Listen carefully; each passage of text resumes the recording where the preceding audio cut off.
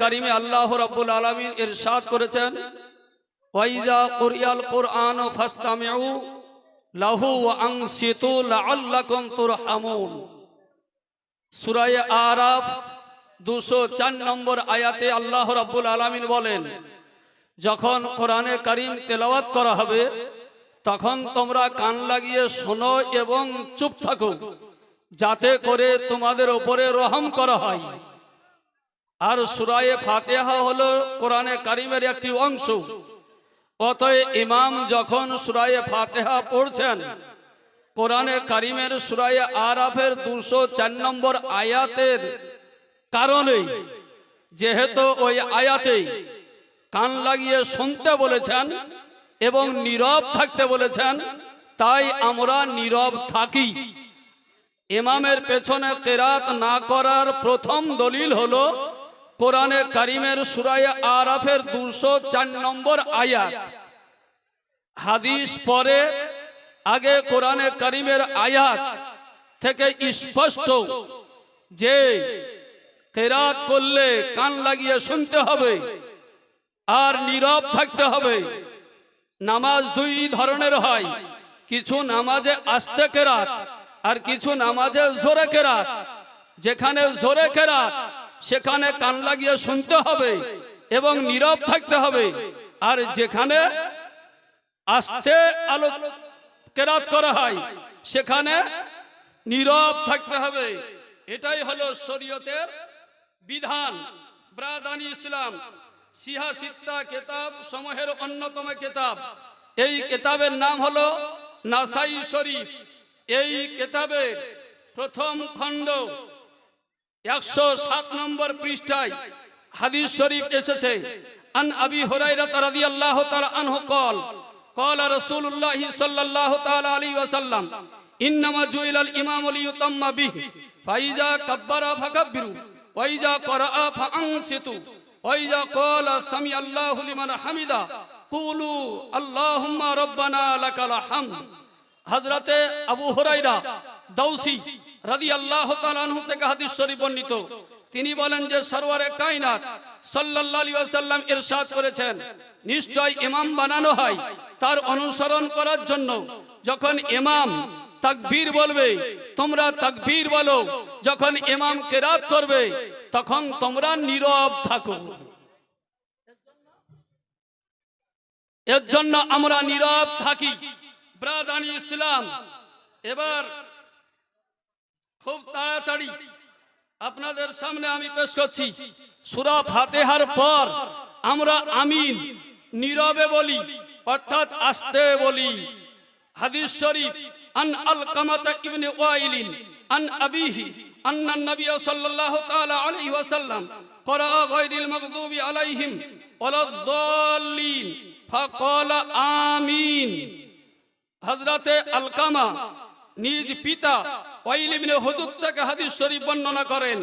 তিনি বলেন যে রাসূলুল্লাহ সাল্লাল্লাহু আলাইহি ওয়াসাল্লাম যখন সূরা ফাতিহার শেষ অংশ গায়রিল মাগদুবি আলাইহিম ওয়ালাদ-দাল্লিন পাঠ করলেন, তখন নবী আমিন বললেন ও খাফাদা বিহা সাউতা, আওয়াজকে নিম্ন স্বরে করে দিলেন, আওয়াজ নিচু করলেন। ব্রাদানি ইসলাম, আমরা নামাজে কেবল একবার হাত উত্তোলন করি। আমরা নামাজে কেবলমাত্র একবার হাত উত্তোলন করি আর পূর্ণ হাত উত্তোলন করি।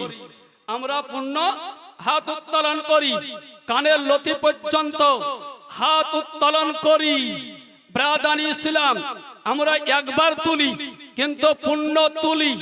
আর একটা দল আছে যারা হাত তো তোলে বারবার কিন্তু একবারও পূর্ণ তোলে না, একবারও পূর্ণ তোলে না। হাত তোলাকে ভালোবাসে কিন্তু তুলতে যায় আবার নামিয়ে দেয়। ব্রাদানি ইসলাম, হাত আমরা একবার তুলি কিন্তু পূর্ণ তুলি। এই কিতাবের নাম হলো আবু দাউদ শরীফ, প্রথম খণ্ড 109 পৃষ্ঠা। এই কিতাবে হাদিস শরীফ এসেছে হযরতে আব্দুল্লাহ ইবনে মাসউদ রাদিয়াল্লাহু তাআলা আনহু, তিনি 6 নম্বরে ইসলাম কবুল করেছেন। তার আগে মাত্র 5 জন ব্যক্তি ইসলামে দীক্ষিত হয়েছিলেন। 6 নম্বরে ইসলাম কবুল করলেন তিনি হচ্ছেন আব্দুল্লাহ ইবনে মাসউদ রাদিয়াল্লাহু তাআলা আনহু। তিনি বলেন, আলা উসাল্লি বিকুম সালাত রাসূলিল্লাহ সাল্লাল্লাহু আলাইহি ওয়াসাল্লাম ফাসাল্লা লাম ইয়ারফা ইল্লা ফি আউয়ালি মাররা। আব্দুল্লাহ ইবনে মাসউদ তিনি বলেন, আমি কি তোমাদেরকে রাসূলে পাকের নামাজ পড়ে দেখাবো না? তো তিনি নামাজ পড়ে দেখালেন। কার নামাজ? নবী পাকের নামাজ। নবী পাক যে নিয়মে নামাজ পড়েছেন, আব্দুল্লাহ ইবনে মাসউদ দেখেছেন। নবী পাকের নামাজের বর্ণনা তিনি দিলেন, নামাজ পড়ে দেখালেন। সাল্লা, নামাজ পড়লেন, লাম ইয়ারফা ইল্লা ফি আউয়ালি মাররা, প্রথমবার ছাড়া নামাজের শেষ হওয়া পর্যন্ত আর কোন সময় তিনি হাত উত্তোলন করেননি। শেষ হওয়া পর্যন্ত হাত তিনি আর উত্তোলন করেননি।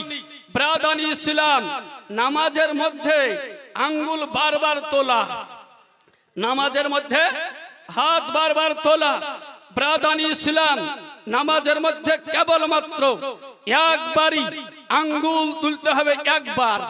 আত্তাহিয়াত যখন পড়ে আশহাদু আল্লা ইলাহা ইল্লাল্লাহ, তখন আঙ্গুল উঠাতে হয়, আঙ্গুলের ইশারা করতে হয়। আর একটা দল তারা বলে যে বারবার আঙ্গুল উঠানামা করতে হবে, এই রকম তারা বলে। ব্রাদানি ইসলাম ও হাদিস শরীফ আমরা যেটা আমল করি তার সপক্ষে দলিল হযরতে আব্দুল্লাহ ইবনে জুবাইর রাদিয়াল্লাহু তাআলা আনহু, যিনি হযরতে আবু বকর সিদ্দিক রাদিয়াল্লাহু তাআলা আনহুর নাতি আব্দুল্লাহ ইবনে জুবাইর রাদিয়াল্লাহু তাআলা আনহু, তিনি বলেন যে সরওয়ারে কায়নাত সাল্লাল্লাহু তাআলা আলাইহি ওয়াসাল্লাম আঙ্গুলের ইশারা করলেন, লা ইউহাররিকুহা, বারবার হিলাতেন না। আঙ্গুল একবারই তুলেছেন, বারবার তিনি আঙ্গুল হিলাননি। ব্রাদানি ইসলাম, তা আমরা যেভাবে নামাজ আদায় করি কোরআন ও হাদিস অনুযায়ী আমরা নামাজের নিয়ম পেয়েছি এবং সেই অনুযায়ী নামাজ আদায় করে থাকি। ব্রাদানি ইসলাম, অতএব আমরা যেভাবে যে নিয়মে নামাজ আদায় করে আসছি সেই নিয়মেই নামাজ আমরা আদায় করব। ব্রাদানি ইসলাম, দলিল অনেক আছে কিন্তু দলিল দেওয়া সম্ভব নয়, কেননা আমাদের উলামায়ে কেরাম এখনো 4 জন আলেমে দ্বীন মুফতিয়ানে জাবিল ইহতেরাম পশ্চিমবঙ্গের আকাবিরগণ এখনো বাকি রয়েছেন, তাদেরকেও আলোচনা করতে হবে। এই কারণে আমি আমার বক্তব্যের এখানেই সমাপ্তি ঘোষণা করছি।